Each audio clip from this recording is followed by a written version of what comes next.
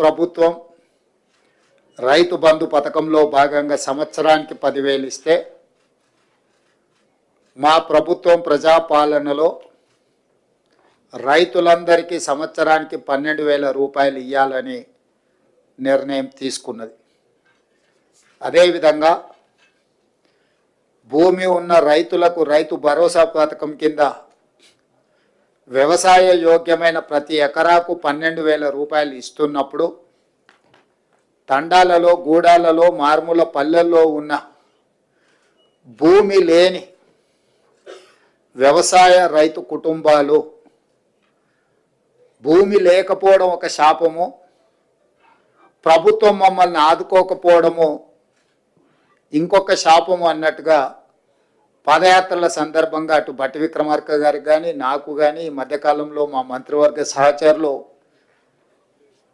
పర్యటనలకు వెళ్ళినప్పుడు దృష్టికి తీసుకురావడం జరిగింది.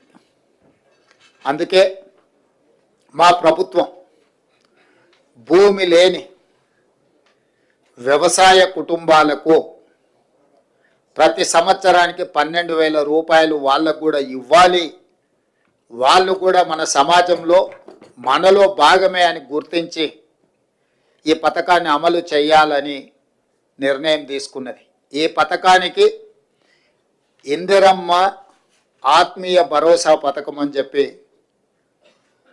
నామకరణం చేయడం జరిగింది. ఈరోజు భూమి ఉన్న వ్యవసాయ యోగ్యమైన భూములకు రైతులకు ఎకరాకు 12,000 ఇవ్వడమే కాకుండా భూమి లేని వ్యవసాయ కుటుంబాలకు సంవత్సరానికి 12,000 రూపాయలు ఇందిరమ్మ ఆత్మీయ భరోసా పథకం కింద ఇవ్వాలని నిర్ణయం చేయడం జరిగింది. ఇదే కాకుండా చాలా సంవత్సరాల నుంచి రేషన్ కార్డుల సమస్య పేదవాళ్ళను పట్టి పీడిస్తుంది. అందుకే రేషన్ కార్డు లేని అందరికీ నూతన రేషన్ కార్డులు ఇవ్వాలని కూడా ఈ మంత్రివర్గ సమావేశంలో నిర్ణయం తీసుకోవడం జరిగింది. కాబట్టి ఈ అన్ని పథకాలు జనవరి 26, 2025 నుండి ప్రారంభం కాబోతున్నాయి. జనవరి 26, 2025కు ఒక ప్రత్యేకత ఉన్నది. మన రాజ్యాంగం అమలు జరిగి డాక్టర్ బాబాసాహెబ్ అంబేద్కర్ గారు మన రాజ్యాంగాన్ని ప్రసాదించి అమలు చేయబట్టి 75 సంవత్సరాలు పూర్తి చేసుకుంటున్న సందర్భంగా జనవరి 26, 2025 నుంచి పథకాలను అన్నింటిని కూడా అమలు చేయాలి అని చెప్పి మా ప్రభుత్వం నిర్ణయం తీసుకున్నది. అదేవిధంగా వ్యవసాయ యోగ్యం కాని భూములు అంటే రాళ్ళు, రప్పలు, గుట్టలు, రోడ్లలో పోయిన వాటికి లేదా మైనింగ్ చేస్తున్న భూములకు లేదా నాలా కన్వర్షన్, రియల్ ఎస్టేట్ వెంచర్లు, పరిశ్రమలకు తీసుకున్న భూములు, అదేవిధంగా రైతుల నుంచి ప్రభుత్వం సేకరించిన భూములకు రైతు భరోసా వర్తింపజేయము. ఎలాంటి గందరగోళం ఉండాల్సిన పని లేదు. రాళ్ళు, రప్పలు, గుట్టలు, రోడ్లకు, అదేవిధంగా పరిశ్రమలకు లేదా రియల్ ఎస్టేట్ వెంచర్లుగా మారిన భూములకు రైతు భరోసా ఇవ్వబడదు. దీనికి సంబంధించి మా రెవెన్యూ అధికారులు గ్రామాల వారీగా సమాచారాన్ని సేకరించి గ్రామ సభల ద్వారా ప్రజలకు వివరించడం జరుగుతుంది. కాబట్టి ఈరోజు ఎవరైనా పరిశ్రమలుగా మారిన భూములు కానీ, రియల్ ఎస్టేట్ వెంచర్లు జరిగిన భూములు కానీ, ప్రభుత్వం సేకరించిన భూములు, ఆల్రెడీ ప్రజల నుంచి ప్రభుత్వం సేకరించిన భూములు ఉన్నాయి. కానీ రెవెన్యూ రికార్డులలో, ధరణిలలో లోపాల వల్ల కొంతమందికి ఆ రకంగా కూడా రైతు భరోసా పథకము గతంలో నిధులు చేరినాయి. కాబట్టి దయచేసి మీరే స్వచ్ఛందంగా ముందుకు వచ్చి ప్రభుత్వానికి ఆ వివరాలు అందించడం ద్వారా ప్రభుత్వానికి సహకరించాల్సిందిగా వాళ్ళందరికీ మేము విజ్ఞప్తి చేస్తున్నాం.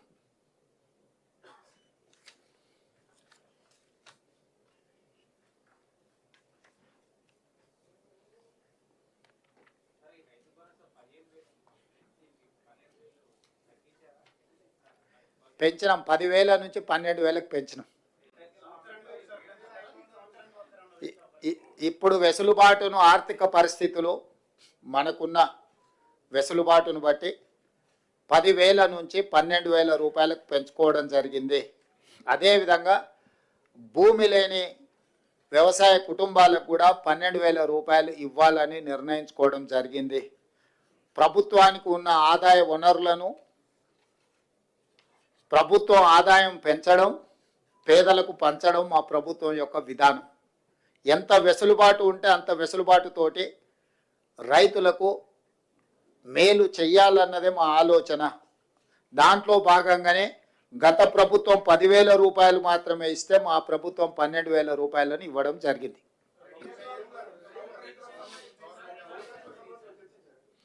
ఆ విషయాల మీద గతంలో చాలా చర్చలు జరిగినాయి.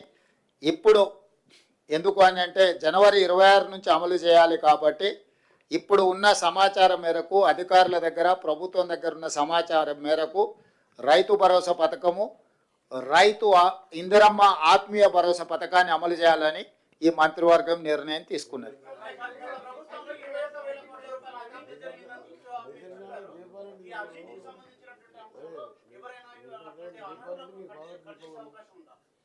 ఇప్పుడు గతంలో ఏం జరిగిందో దాని వెనక్కి వెళ్తే కేసీఆర్ కుటుంబము 1000 సంవత్సరాలు జైలు శిక్ష అనుభవించాల్సి వస్తుంది.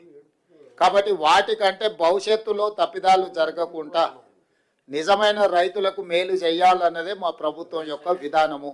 కాబట్టి ఈరోజు ఒక మంచి నిర్ణయం ఈ మంత్రివర్గ సమావేశంలో తీసుకున్నాం. కాబట్టి మీడియా మిత్రులకు కూడా నా సూచన, అనవసరమైన అంశాలు, అనవసరమైన వివాదాలకు తావియ్యకండి. స్పష్టంగా మళ్ళీ నేను చెప్తున్నా, వ్యవసాయ యోగ్యమైన ప్రతి ఎకరాకు రైతు భరోసా వస్తుంది.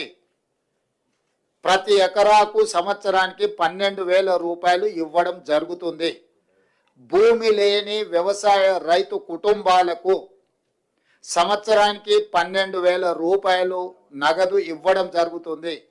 ఆ పథకం పేరు ఇందిరమ్మ ఆత్మీయ భరోసా. రేషన్ కార్డులు జనవరి 26 నుంచి రేషన్ కార్డులు లేని వాళ్లకు రేషన్ కార్డులు ఇవ్వడం జరుగుతుంది.